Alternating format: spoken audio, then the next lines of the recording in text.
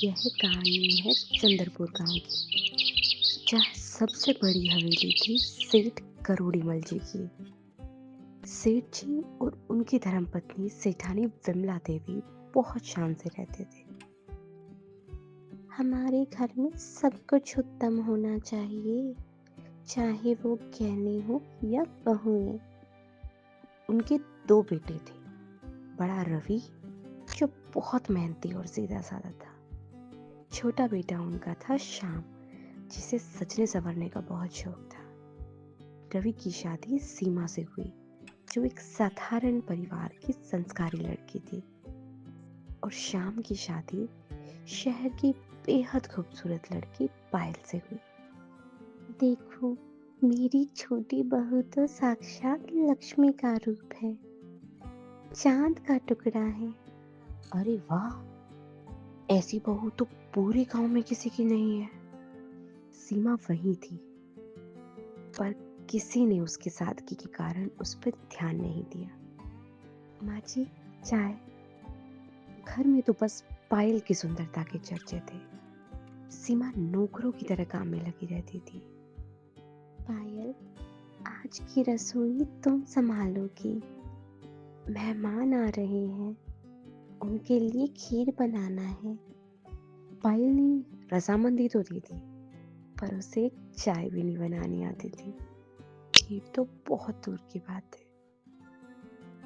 हे भगवान, आज तो खीर नमकीन बनेगी। अरे, यह क्या है? यह खीर है या जहर? सूरत तो बड़ी अच्छी है, पर अकल नहीं है। मुझे लगा था चांद लाई हूँ, पर तुम तो केवल एक शोपीस निकली। अपनी बेइज्जती पायल सह ना पाई। पायल, माँ जी का स्वभाव थोड़ा तेज है। दिल पर मत लो, मुझे याद नहीं रही। सब मेरा मजाक उड़ाते। इधर सीमा ने बिना किसी को बताए जल्दी से नई खीर बना दी। वाह, यह खीर तो बहुत स्वादिष्ट है। इज्जत तो बच गई, पर पायल का दिल टूट चुका था। मैं अपने मायके जा रही हूँ। अरे छोटी, यह क्या कर रही हो? दीदी, मुझे कुछ नहीं आता। मैं सुंदर हूँ, पर किसी काम की नहीं हूँ। पगली, कोई पेट से सीख कर नहीं आता। मैं हूं ना, हम दोनों मिलकर सासू माँ का दिल जीतेंगे। वादा? वादा दीदी। अगले ही दिन से सीमा ने पायल को ट्रेनिंग देना शुरू किया। अरे कोई नहीं, पहली रोटी गाय की होती है, फिर से बनाओ। यह तुम क्या खिचड़ी पका रही हैं? जो हाथ कभी मलमल से नीचे नहीं उतरे, अब वो घर संवार रहे थे। अरे भाई, तुम्हारी सम्मत ने तो मेरी पायल को समझदार बना दिया है। और फिर वो दिन आया जब घर में बड़ी पूजा थी। आज खाना फिर भुएं बनाएंगी, नाक मत कटवाना। अरे, आज का खाना तो उंगलियों चाटने वाला है। माँ जी, यह सब्जी मैंने बनाई है।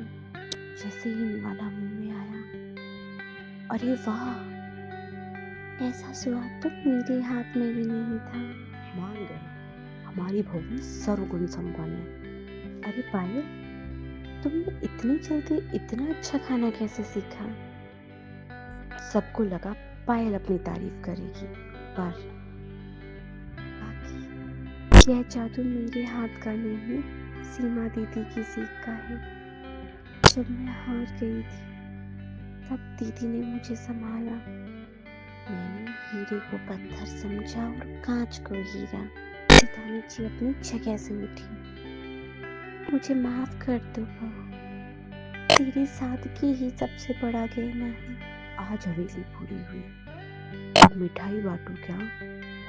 उस दिन सबको समझ आ गया, चेहरा तो समय के साथ बदल जाता है, पर गुण हमेशा साथ रहते हैं। दोस्तों, इस कहानी से हमें शिक्षा मिलती है। मोरल ऑफ द स्टोरी, रूप केवल आंखों को भाता है, लेकिन अच्छा गुण दिल जीत लेते हैं।